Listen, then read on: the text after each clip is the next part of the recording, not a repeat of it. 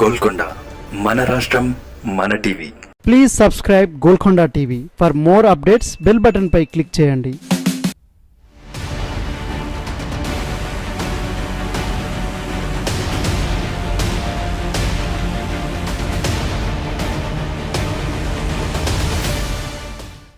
తెలుగు అకాడమీని నాశనం చేశారు. 2 ఏళ్లుగా డైరెక్టర్ లేరు. పుస్తకాల తయారీదారులకు బిల్లులు లేవు. భారీ కుంభకోణంపై చర్యలు లేవు. ప్రభుత్వం ప్రతిష్టాత్మకంగా ప్రారంభించిన తెలుగు అకాడమీ గత ప్రభుత్వం తప్పిదం వల్ల రోజురోజుకు నిర్వీర్యమవుతోంది.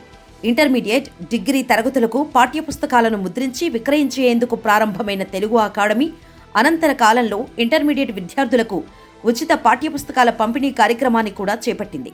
అయితే గత 3 ఏళ్ల కింద వెలుగు చూసిన సుమారు 50 కోట్ల మేర అవినీతి వల్ల ఆనాటి తెలుగు అకాడమీ డైరెక్టర్ను బదిలీ చేసి విద్యాశాఖ కమిషనర్గా ఉన్న దేవసేనకు బాధ్యతలను అప్పగించారు.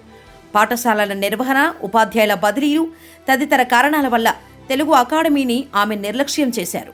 ప్రైవేట్ వెబ్ ప్రింటర్లకు పేపర్ సరఫరా చేసి పుస్తకాలను ముద్రించి విద్యార్థులకు అమ్మటం ఈ శాఖ ప్రధాన ఉద్దేశమైతే గత ఏడాది నుంచి పేపర్ మిల్లులకు, ప్రైవేట్ వెబ్ ప్రింటర్లకు బిల్లులు చెల్లించడంలో నెలల తరబడి జరుగుతున్న జాప్యం పరోక్షంగా తెలుగు అకాడమీ ఉనికిని దెబ్బతీసేలా తయారైంది. గతంలో నేరుగా బిల్లులు చెల్లించే విధానాన్ని మార్చి ట్రెజరీ ద్వారా చెల్లించడానికి శ్రీకారం చుట్టిన దృష్ట్యా ముందే ఆర్థిక సంక్షోభంలో ఉన్న ప్రభుత్వం గత ఏడాదిగా బిల్లుల చెల్లింపులను కూడా నిలిపివేసింది. దీంతో వచ్చే ఏడాది టెండర్ ఉంటుందా, లేక గత టెండర్ను కొనసాగిస్తారా? బిల్లుల చెల్లింపును అకాడమీకి మళ్లీ అధికారాలు ఇస్తారా అనేది సంస్థ భవిష్యత్తును నిర్ణయించేదిగా మారింది.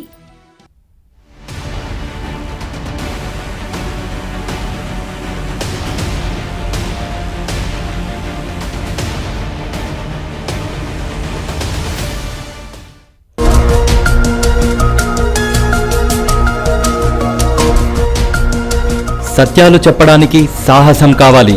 నిజాలు చెప్పే పత్రికలు రావాలి. నిజం మా నైజం. మెట్రో పక్క తెలంగాణ దినపత్రిక.